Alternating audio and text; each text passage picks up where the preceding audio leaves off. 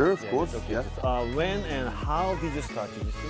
I started jiu-jitsu in 1997 in Canada, in a small little town.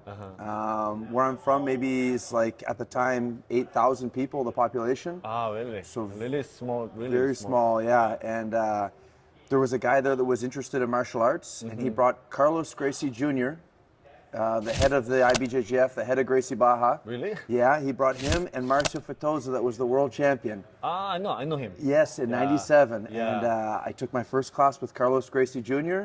Wow. and Marcio, and they were there for maybe 3 months. And then he brought another professor from Brazil, from Gracie Baja as well, Marcio Canario, very good instructor, and he was my instructor for 3 years. Wow. Yeah, I think you are really lucky. so lucky. You know, so many people in the small town, they just like until like purple brown belt, they just train like under the not good instructor, but Sure.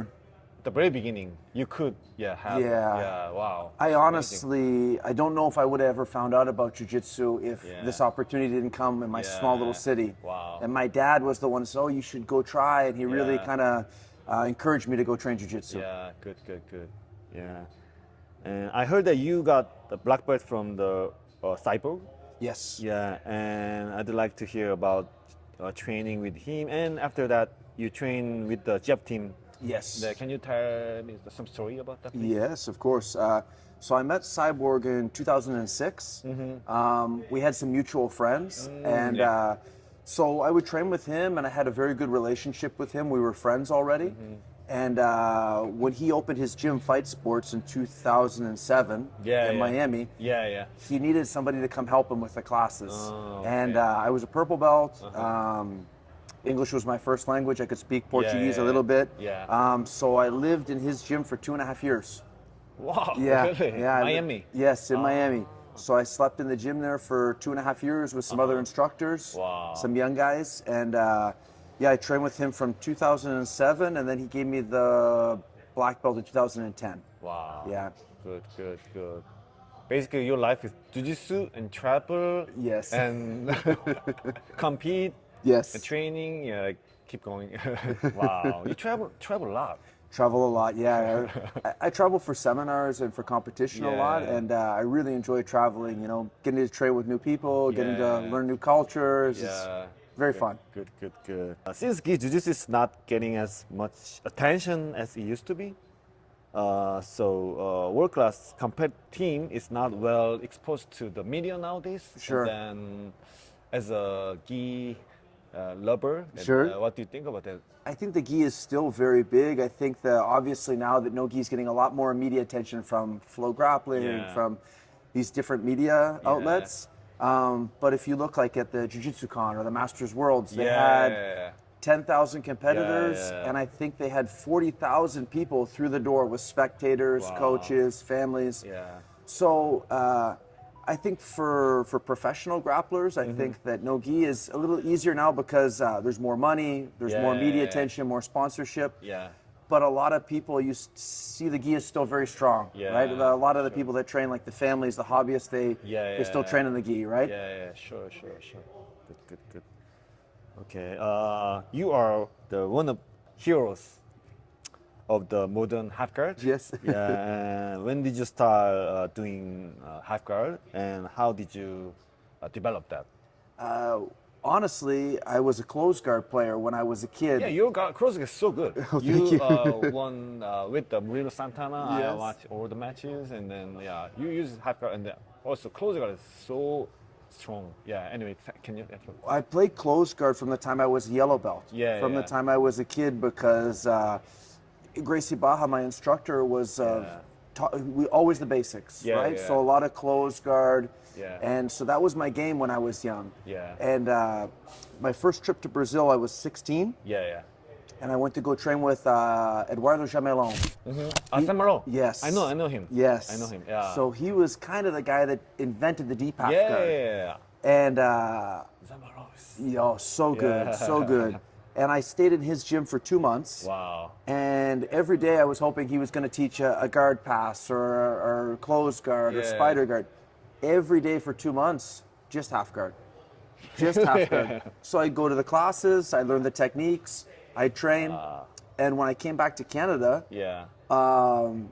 my uncle Kevin, who was my coach at the time, he said to me, he said, "Man," he said, "your half guard is tricky. It's really good. You should stay with this." Yeah. And so the next year I went back for 3 months to train with Jamelon again. Wow. And I think that's where I learned a lot of my base in the half guard from those 2 trips. And then I started to study a lot of guys. Lucky guy. Yeah, very lucky. So lucky. I watched Samaros match when I was like 2000, like it was 2005 or 6, like a really low quality video, like X Combat or something. Yes. And then he just used half guard, and then like his half guard is not like a strong bridge or something, just like wiggle, and then very smooth, and like suddenly it's swept. Yes. And even referee doesn't know it is sweep because he doesn't use any like strength or and anyway. Yeah, wow, that was very impressive story. Yeah. I was very lucky to train with him, and I think he's one of the best half guard players ever. He beat Margarita 2 times at black belt, and very technical style. The stuff that I learned there was very high quality technique. Yeah, wow, interesting. Like Jamaro and Gordo, and then Bernard Faria, Jeff Glover, and Jack Mackenzie. Like, all the line. Sir. Yeah, Thank you. Yeah, wow, it's good. Okay, what is the most memorable match in your career? Bruno Santana? Murlo Santana was one of my idols for sure. I think the Brazilian national team's championship. Ah, okay. I competed in this competition 5 times for GF team, but the first time was in 2010. 2010. 2010, and we fought with Atos in the finals. Wow. So it was. I was lucky. I was chosen to compete on the A team for GF team. So it was myself, Theodoro Canal, Denilson Pimenta, Tanquinho. Yeah. Tanquinho competed for us, and good friend of mine, Jose Carlos. This guy's one of the best guys I ever trained with. Not so well known, but amazing jiu-jitsu. And in the finals, we competed against Rafael Mendez, Guilherme Mendes, Bruno Frazato, Davi Ramos, and Eduardo Ramos. Wow. So in the team's championship, it's the first team to win 3. Okay. Kind of like a quintet, kind of, right? Yeah. And I'd never competed at the tournament. I didn't really know the structure or how it worked. So they picked me to be the 5th fight. And Fifth fight? Yeah. Okay. And we were tied 2-2. Wow. So I had to be the tiebreaker. Yeah. And I won the tiebreaker with about 10 seconds left, and it was crazy. very memorable match for me. Yeah. Good. Amazing. Wow. Okay. You are currently running jiu-jitsu school, your own school.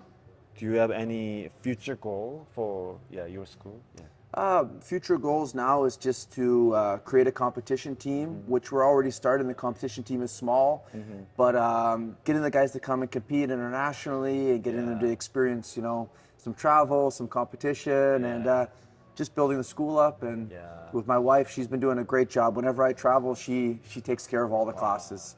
Very good half guard player too. Oh, really? Yeah, very good. Amazing. Okay. This is your first trip to Korea, right? Yes. Yeah. And what are your impressions and the level of jiu-jitsu here? And I've had such an amazing time in Korea. The people are so friendly. The training was amazing. We did some very hard training this week. With Sung Young and with Wonky and the guys, and was very impressed with the level. I think that jiu-jitsu is growing here a lot, and I think we're going to probably see some world champions coming from Korea in the future. Hope so. Yeah. A word to your Korean fans, please. Can you tell anything? I want to thank everybody that supported the seminars, everybody that I got to train with, everybody that organized my trip here, and I want to come back. I really love my trip to Korea. Sure. Yeah. Your seminar is sold out, I think, in like a few hours. Really? Yeah, and like very popular. I couldn't believe this when Gom told me this, because I didn't really know if anybody knew who I was in Korea, and I've just had an amazing experience. I want to come back here for sure. Yeah, and actually, like in Korea, half guard is more popular than actually other countries. I want to say, I think because he kind of like developed half kind of community. Sure. Yeah, and like always gather together and like practice together, and then like a seminar, and then develop new technique, and then spread, and like we in Korea we had a really strong Hakka community. For sure. Yeah, and I think you can, I think, definitely come again. I'm sure you had a big influence in that as well. I know you have a very good half guard. Hopefully, yeah, I want to believe that. Thank you. Thank you. Yeah, man, thank you so much. Though. Thank you. My Yeah, pleasure. Yeah, thank you. Thank you.